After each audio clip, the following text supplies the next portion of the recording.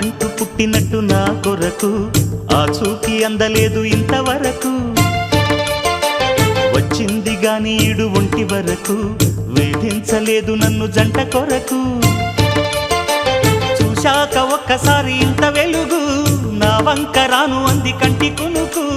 ఈ అల్లరి గారడి నీ లీల అనుకోనా, నీ పేరు ప్రేమ అవునా, ఇవాళే నిన్ను పోల్చుకున్నా.